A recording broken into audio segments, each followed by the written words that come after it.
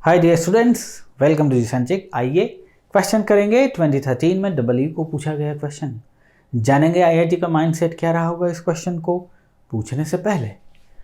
Question है a matrix has eigen values -1 and -2। The corresponding eigen vectors are this respectively the matrix is. क्या बात है, क्या बात है, क्या बात है। कहने का मतलब कहानी बड़ी सिंपल आपके लिए कर दी गई है आईआईटी द्वारा कि आपको आइगन वैल्यूज दे दी है और उन आइगन वैल्यूज के करस्पॉन्डिंग आपको आइगन वेक्टर्स भी दे दिए। आपसे पूछा जा रहा है किस मैट्रिक्स के लिए ये संभव है। ओके, आईआईटी का माइंडसेट क्या रह सकता है? आईआईटी का माइंडसेट ये रह सकता है इसमें, या आईआईटी का माइंडसेट ये होगा ही कि क्या आप ये फॉर्मूला जानते हैं AX = λx। क्या फॉर्मूला आप जानते हैं? यही आपसे आईआईटी पूछना चाह रहा है, क्योंकि यदि फॉर्मूला आपको पता है तो ये जो कहानी है ये क्या है? Vectors, eigen vectors. लेमड़ा क्या है भैया? Eigen values. एक से ज्यादा हो सकती है ना भाई, जो ऑर्डर है वो डिफाइन करेगा क्या होगा। जहां पे ये ए जो है ना प्यारे बच्चे, वो मैट्रिक्स हुआ। This is nothing but the matrix. तो अब आपका रास्ता क्या हो गया? आपका रास्ता सिंपल सा ये होता है कि आप इस फॉर्मूले को सेटिस्फाई करवाइए। अब आपको ए मानना पड़ेगा। सो ABCD ये मैंने ए माना। एक्स मैंने माना, मेरे पास 2 है ना, मैंने माना 1 - 1 आया और ये शुड बी इक्वल टू, इसके करस्पॉन्डिंग आइगन वैल्यू क्या है सर? ये -1 है and this is nothing but ये बराबर 1 - 1 लाइक दिस। सो यहां से इक्वेशन से बनेगी। देखो, आप ध्यान से देखो, आप पाओगे कि दिस इज नथिंग बट, गुणा कर रहा हूं मैं, A - B और इसका गुणा भी हो जाएगा इज इक्वल टू -1 आएगा। C - D is equal to -1। क्या हो रहा है मेरे से? कुछ एक मिनट, मैंने क्या किया? -1 का इसमें मल्टीप्लाई कर रहा हूँ, 1 - 1 इसका यदि इसमें मल्टीप्लाई कर दूँ, ये -1 हो जाएगा और ये 1 हो जाएगा। तो -1 हो जाएगा, ये 1 हो जाएगा। ठीक है साहब। ओहो, जो ये फुलफिल करेगा वही होगा हमारा आंसर। सीधी सी बात है। कौन फुलफिल कर रहा है देखिए जरा। ए ये फॉर्मेट है, ए है ये B है, ये C है, ये D है। आइए देखते हैं। A - B -1 आना चाहिए। दिस माइनस दिस -1 आ रहा है क्या? नहीं, तो ये है ही नहीं। 1 - 2 -1 आ रहा है, बिल्कुल। C - D क्या आना चाहिए दोस्त? 1 आना चाहिए। -2 और -4 क्या 1 है क्या? नहीं, तो ये आंसर नहीं हो सकता। A - B -1 होना चाहिए, नहीं हो सकता। A - B -1 होना चाहिए है, -2 + 3 1 है। D is my answer. बताइए कितना आंसर, कितना समय लगा? आपको दूसरे पे जाने की जरूरत ही नहीं पड़ी। समझ में आ गई बात? तो हमारा आंसर क्या है? 0 1 -2 -3। This is my matrix.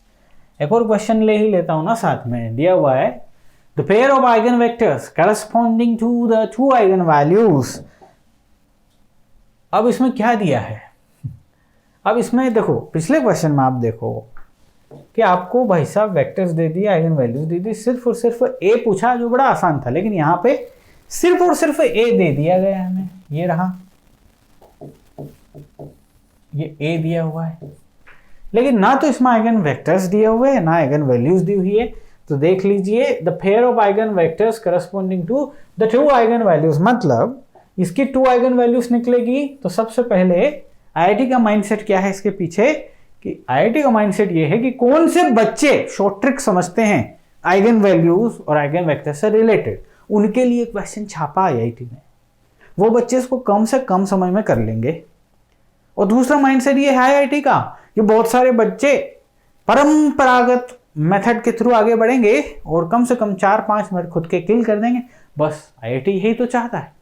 IIT की जो छन्नी है वो आपको छानना, क्रीम को छानना चाह रही है ना। तो अच्छे बच्चे, टैलेंटेड बच्चे जो जो जो एकदम सही डायरेक्शन में आगे बढ़ेंगे वो कर जाएंगे, टाइम सेव करेंगे, आगे बढ़ जाएंगे, अच्छे रैंक लेकर आ जाएंगे। लेकिन जो फंस गए वो फंस गए। अच्छा, तो इसका मतलब ये कि इस मैट्रिक्स का a minus lambda I is equal to 0 करके सबसे पहले मुझे लेमड़ा 1 और लेमड़ा 2 फाइंड करना है, और उसके बाद मुझे ax is equal to lambda x करके लेमड़ा 1x ax, ये 1 ले लीजिए 2 ले लीजिए, is equal to lambda 2 x2, इनके करस्पॉन्डिंग निकालेंगे। x1 और x2 जो आएंगे वो मेरा आंसर होंगे। यकीन मानिए, चाहे तो आप करके देख लीजिए, इस प्रोसीजर से आप कम से कम 4 to 5 मिनट्स ले लेंगे। 4 to 5 मिनट्स आपके कहीं गए ही नहीं दोस्त। लेकिन चूंकि आपने फुल कोर्स पढ़ा है, मैथ्स पढ़ा है, आपको इससे रिलेटेड शॉर्टकट पता है, और वो जो शॉर्टकट पता है, तो आप इस क्वेश्चन को 2 मिनट के अंदर भी कर सकते हैं। अब आप सोचिए कौन सा रास्ता इख्तियार करेंगे। सर सिंपल सी बात है सर, हम शॉर्ट में इसे करना चाहते हैं तो कैसे करें यार? यही तो फॉर्मूला है मेरे पास। फॉर्मूला सिंपल सा बोलता ax should be equal to lambda x, ये होना चाहिए। अब देखो, मैं ऑप्शन से आगे बढ़ूंगा और मेरा काम चल जाएगा, क्योंकि मेरे पास सिर्फ और सिर्फ क्या है, 0 1 है, -1 है एंड 0 है, लाइक दिस। ये मेरा a है। इसमें मैंने मल्टीप्लाई किया किसका, x का, बोले तो आइगन वेक्टर का। मैं ऑप्शन a को सबसे पहले वेरीफाई कर रहा हूं। सो 1 और -j ये मैंने मल्टीप्लाई किया। यदि मैं ऐसा कर दूं तो इधर समथिंग लेमड़ा बाहर आना चाहिए और x मुझे मिल जाना चाहिए। मैं मल्टीप्लाई करने की कोशिश कर रहा हूं, 1 का 0 में और इसका इसमें, तो मेरे पास यहां पे आता है j, 1 1 और सो यहां पे बचता है 1। अब मुझे क्या चाहिए, मुझे एज इट इज ये चाहिए, x यहां चाहिए ना, ये x बनाना है, इसको 1 बनाना है, इसको -j बनाना है। मैं क्या करूं भाई, मैं -j का मल्टीप्लाई कर रहा हूं इसमें, -j का मल्टीप्लाई। ये -j यदि मैं कॉमन निकाल लूं, ऐसा यदि बोल लो आप, कोनो दिक्कत आएगी क्या? अरे मैं स्टैंडर्ड फॉर्मेट में लेके जाना चाह रहा हूं। -j यदि करता हूं, यहां लिखता हूं, so this is nothing but j और सॉरी, इसको मुझे लिखना पड़ेगा 1 और -j। अब आप चाहें तो करके देख लें। नहीं नहीं नहीं नहीं, कुछ तो लफड़ा है। ये क्या था, 0 -j ही है। सो -j नहीं, सिर्फ j, ओके सिर्फ j, ये सिर्फ j से j को कॉमन निकाल दूं यदि यहां से, तो यहां बचेगा 1, यहां बचेगा -j। मल्टीप्लाई कर दीजिए, j का बारे में करेंगे तो आप पाएंगे कि j आ गया, और j का इसमें करेंगे तो आप पाएंगे कि 1 आ गया। मतलब दिस कहानी इज इक्वल टू दिस बराबर। ये फॉर्मेट के क्यों वाला है भाई? क्योंकि मुझे सर लेमड़ा और x यही x जो यहाँ पे है वो चाहिए, मुझे शॉर्टकट पता है सर। सो ये आ गया, देख लीजिए। सो ये वेक्टर, हाँ ये वेक्टर है, तभी तो ऐसा हो पा रहा है। और यदि ये कहानी है तो ये मेरी एक आइगन वैल्यूज हो गई, E1 नाम दे दिया मैंने, सेटिस्फाई कर दिया यार, पहली बार में ही सेटिस्फाई हो गया। आइए देखते हैं जरा दूसरा वाला सेटिस्फाई कर रहा है क्या। तो दूसरा वाला यानी कि 0 -1 1 एंड 0 लाइक दिस।